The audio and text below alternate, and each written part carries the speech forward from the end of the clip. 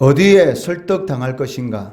어디에 설득당할 것인가? 라는 제목으로 말씀 전하겠습니다.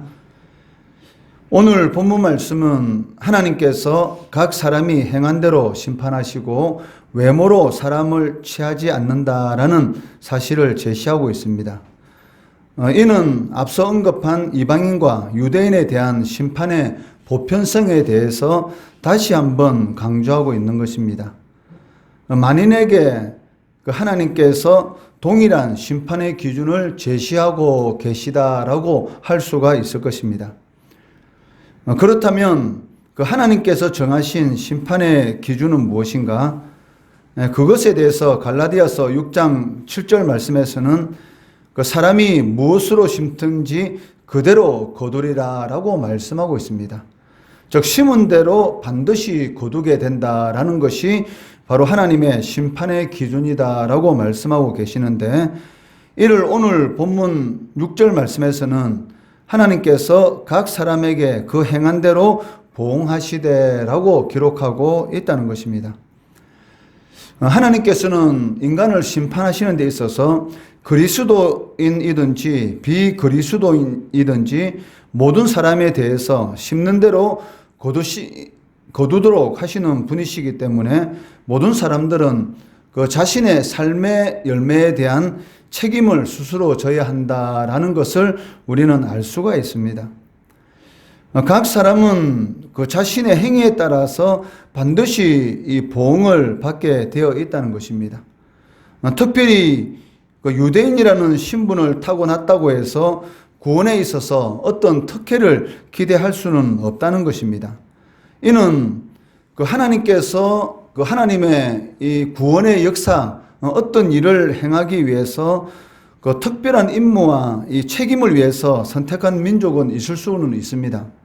그렇지만 특별한 존재로서 구원이 보장되어 있는 민족은 없다는 것입니다. 유대인들은 혈통적으로는 아브라함의 후손입니다. 즉 선민이다라고 말을 하고 있지만 실질적으로 참 하나님의 백성은 누구인가? 그러니까 육신의 그 후손이 그 참 이스라엘이 아니고 아브라함의 그 믿음을 이어받은 그런 사람이 참 이스라엘이다라고 바울은 말을 하고 있다는 것이죠. 마찬가지로 우리가 성도라는 이름을 가지고 있다라고 해서 그 하나님 앞에 구원이 보장되어 있다라는 것은 장담할 수 없다는 것입니다. 교회에 출석하고 있다고 해서 과연 그 모든 사람들이 다 구원을 받았느냐? 그것은 보장할 수가 없다는 것이죠.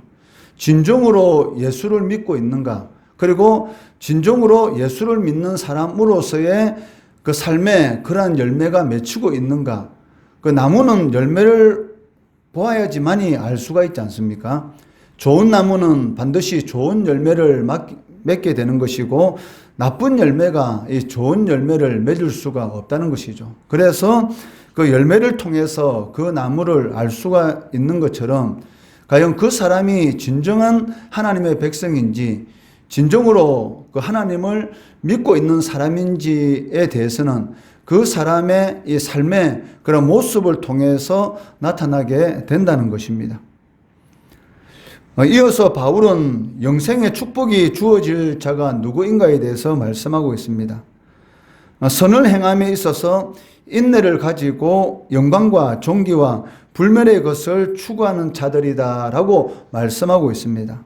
7절 말씀해 보시면 참고 선을 행하여 영광과 존귀와 썩지 아니함을 구하는 자에게는 영생으로 하시고라고 말씀하고 계십니다. 이는 선을 행함에 있어서, 즉 하나님의 뜻을 쫓아서 살아갈 때에 반드시 필요한 게 있지 않습니까? 그것이 무엇이냐면 그 인내란 것이죠. 왜 하나님의 뜻대로 살아가는 데 있어서 어렵고 힘든 그런 일들이 어찌 없을 수가 있겠습니까?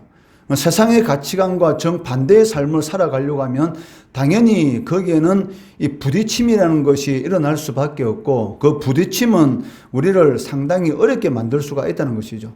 그런 어려운 그런 이 세상의 이 가치관과의 이 영적 전쟁에서 그 무게가 우리 각 성도들에게 주어지는 것이 있는데, 그 무게 아래에서도 담담하게 그 자리를 지키며 참고 나아가는 것, 이것이 바로 인내다라고 할 수가 있습니다.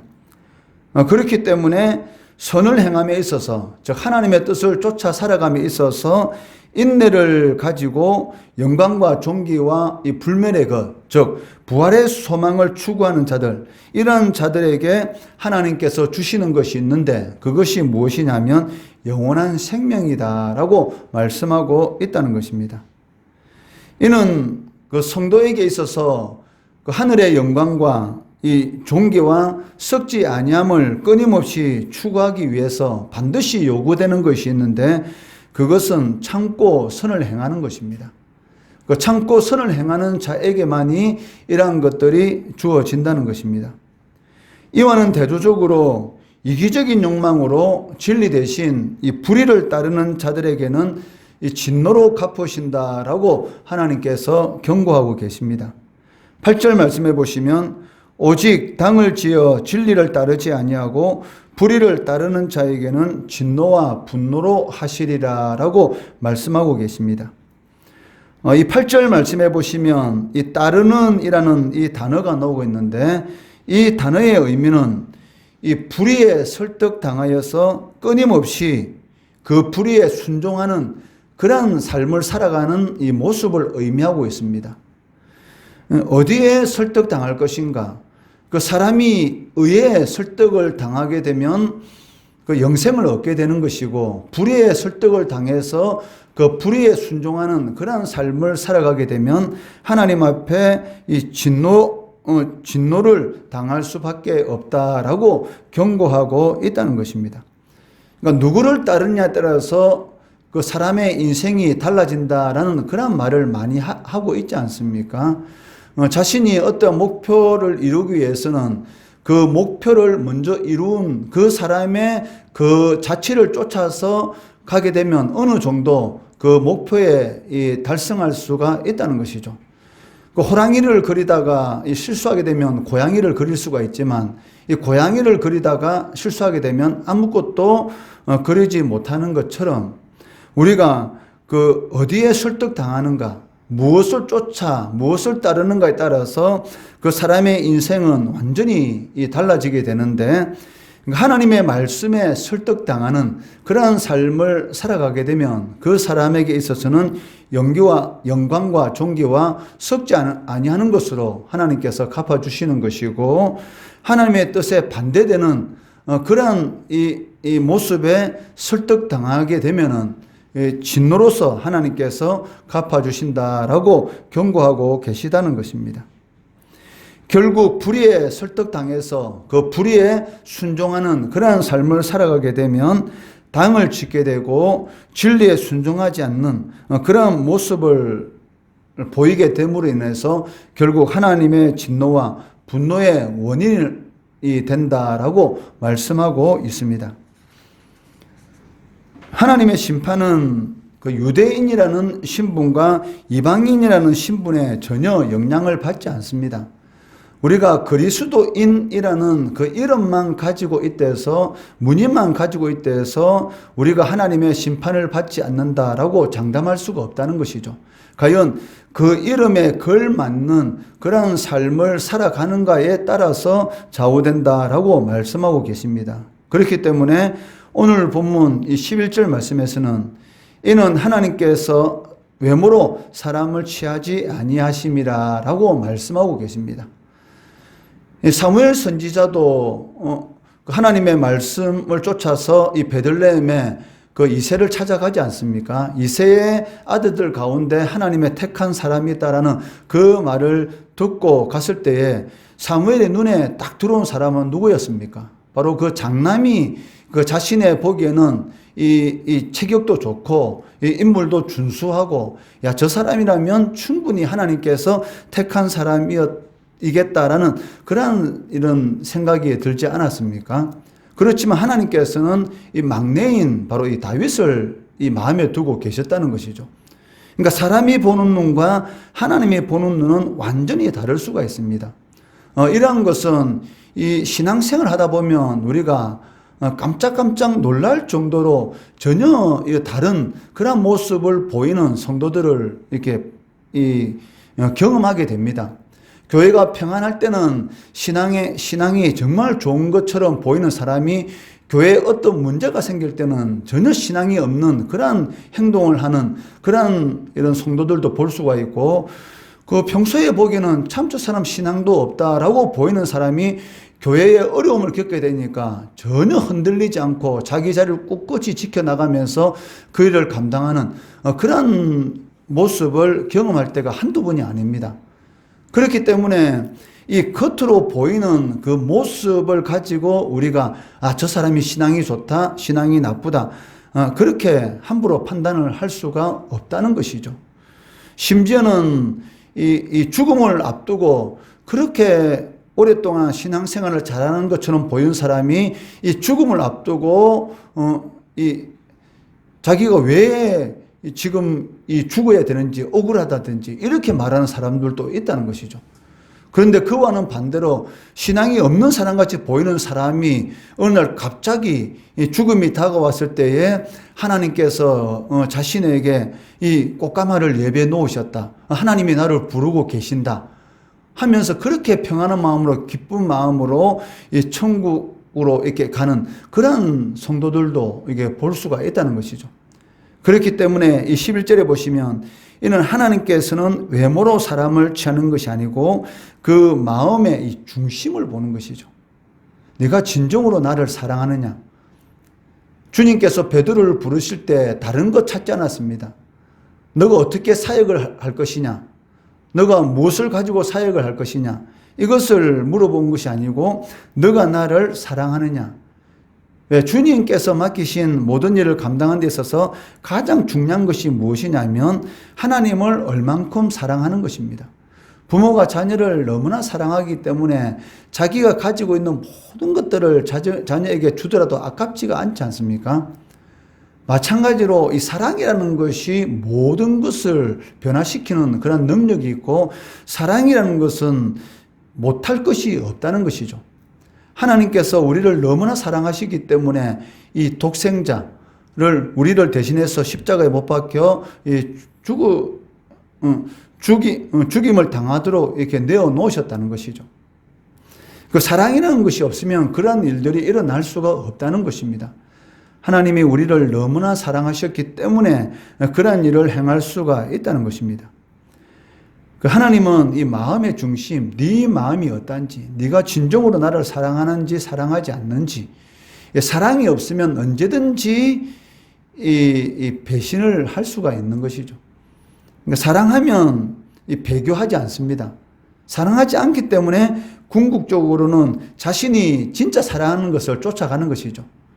그러니까 어려운 일이 없을 때는 신앙 안에 있는 것처럼 보이지만 어려운 일을 당하게 되면 진짜 자신이 사랑하는 것을 쫓아가는데, 바울은 그 대표적인 사람을 누구를 꼽습니까? 이 데마를 꼽고 있지 않습니까?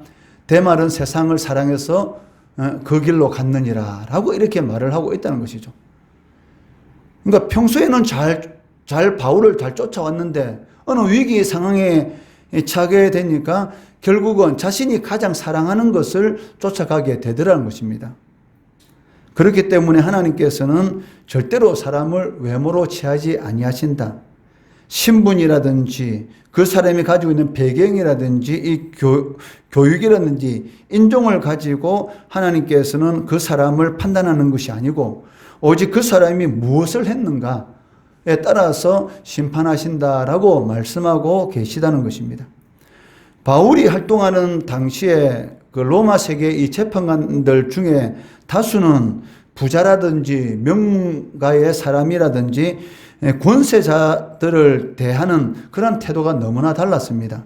이러한 사람들은 그 당시 사회의 하천민들하고는 너무나 다른 가치 있는 그런 사람들이다라고 생각하였기 때문에 이 편파성을 가지고 이 재판하였던 것이죠.